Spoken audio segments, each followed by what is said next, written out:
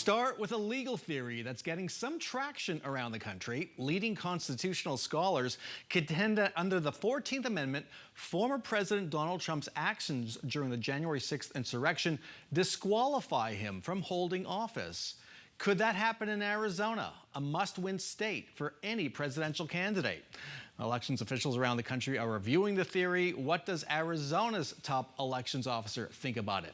Secretary of State Adrian joins us now. Welcome back to Square Off. Thanks for having me. I also want to tease, we have some news about the top two primaries, something like the top two primary. We're going to get to that in a minute.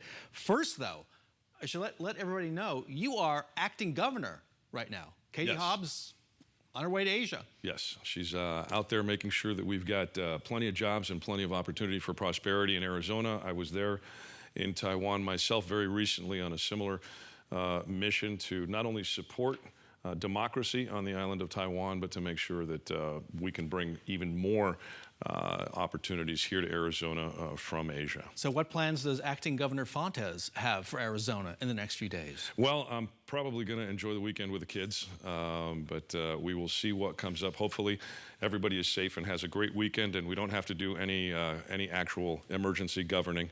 Knock on wood for that one. All right, let's get to the news at hand. Have you or your legal advisors explored whether Donald Trump's candidacy can be challenged under that 14th Amendment theory? Well, we're certainly looking at it, and I think the important thing folks need to realize about this is I don't have the luxury of just making an opinion and going with it. I'm the one who actually has to decide who to certify on December 14th to be on the ballot. So that's my job. The applications will open in November. They'll close on December 10th. And then 3 days later, I've got to send a list to the counties. We've got to print ballots and run the election. So from that moment, I've got to have a decision made. So we're taking it very seriously. We're looking very carefully, not just at the Constitution and what some of these very conservative scholars have said, but we're also paying close attention to Arizona statutes, prior Arizona cases if they apply, and we're being very judicious and methodical about the analysis. So are you saying there really is just less than 3 months for something to happen here? If something needs to happen, let's be real here. Right. Nobody has applied to be on our presidential preference election ballot yet because the application period is not open. So between now and the middle of November, we just don't know who's going to apply. Once we know who's going to apply, hopefully we'll have had the decision made about how we get to qualification if that's necessary. But we've said all along we're going to be very careful and methodical about our decision-making process. We're working with a lot of really smart folks to get the decision right. We're not in a rush right now. And I know the speculation is all over the place and people are opining everywhere. I've got to have a reasoned judgment, not just an opinion. So what is the decision you're looking to come up with? Well, interestingly, the decision is going to be how to decide or whether I decide. Right, so there's it seems like it should be very obvious and very simple, but the reality is, let's look at any other kinds of political challenges, right? If you and I are running against one another, you turn in your petitions, it's the political challenger usually that makes that challenge, and then that works its way through the courts, and then the voters end up deciding.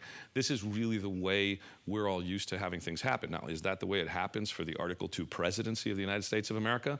That's a really different thing. We've got other qualifications that don't apply to some offices. You got to be a natural-born citizzen. You got to be 35 years or older. So this is a different thing. We're being very careful. We're not going to decide yet, but we are going to be careful in that decision-making process. So the decision on how to decide, would you ever take the lead in a lawsuit to try to disqualify Donald Trump or another presidential candidate? No, my job isn't to actively push one direction or another as against the law or against the Constitution or with. My job is to do my job. And what we're really looking at is whether or not this is a job that we need to do. Let's remember, this is a first in American history. We've never had anybody who's had these sorts of accusations levied against them running for president. And we've never had someone who's had these kinds of accusations levied against them with the kind of support that Mr. Trump has. So we've got to really pay attention to the notion that the democracy that supports this republic is a democracy of, by, and for the people first. And we got to pay attention to the rule of law as well. So the way these things work together, it seems a little complicated, but the reality is we're going to figure out how to make the decision, And then whether or not to make the decision depends on whether or not Mr. Trump actually applies to run for president in Arizona. The Arizona Supreme Court has been down this road in 2022. Yes. A similar challenge filed against Paul Gosar, Mark Fincham, Andy Biggs on the same ground. The Supreme Court, throughout that case, they said this is really up to Congress to decide. You described that ruling as flat wrong. Well, I think it was not just flat wrong, but it's totally illogical. Let's say, for example, you're not a natural-born citizen, and you're not 35 years of age, and you apply to run for president in Arizona. There's no statutes that tell me how to do that. Do I certify you to get on the ballot if you're a 20-year-old, person who was born in France? Does that make sense? So logically, the Arizona Supreme Court's decision doesn't make any sense. It's just flat wrong.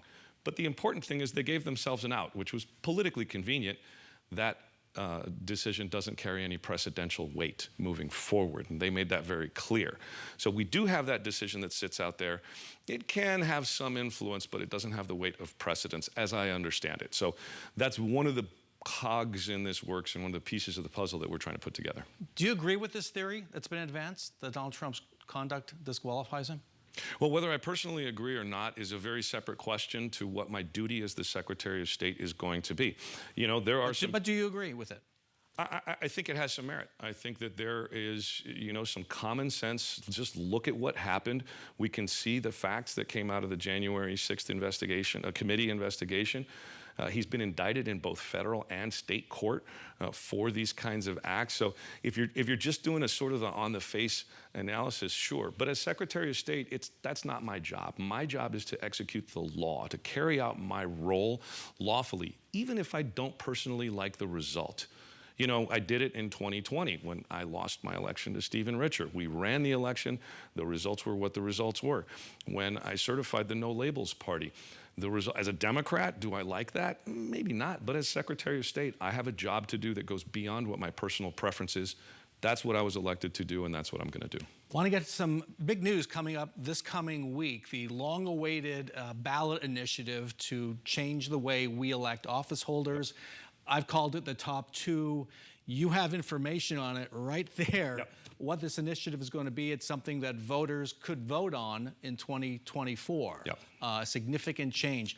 What are the bullet point highlights of this initiative? Well, the initiative really does something that the initiative proponents are talking about. This really kind of levels the playing field and makes it fair for all voters and all candidates. One of the key components is that the state is no longer authorized to pay for partisan primaries. We know that in every August, the Republicans advance candidates on their primary ballot, the Democrats advance candidates on their primary ballot, but it's the state that pays for the election itself. Taxpayers. And independents can pick one or the other. This removes the obligation for the state to pay for those elections, brings all of the candidates in.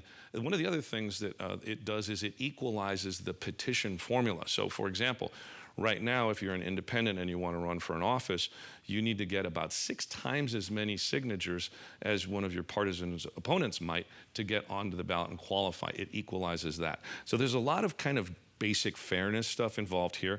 Now, as a Democrat, I like being a Democrat. I like the benefits that the state gives my party, and that's great. But as Secretary of State, I kind of moved towards fairness for everyone, and I've been on the record about even opening up, for example, the presidential preference election to independent voters for either of the parties. So there's some of this stuff in here. This is a draft that I have, and there is one more piece, and that is voters would be voting to require the legislature and governor. Yes. Yeah, to come up with a structure. So this is a really interesting piece of this one, and I kind of got a kick out of it when I saw it and when they told me about it.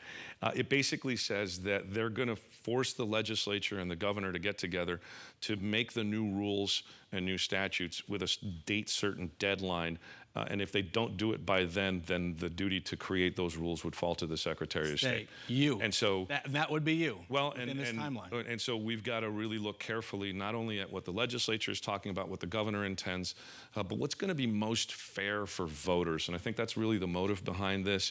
I've always been about fairness and transparency and getting as many voters involved political outcomes be damned. It's about the voters and their fundamental rights being preserved to the utmost. And that's really what I'm hoping to be able to accomplish. And this may very well move in that direction. Okay, we'll know more this coming week. Adrian Fontes, thank you so much for joining us. Thanks for having me, Bram.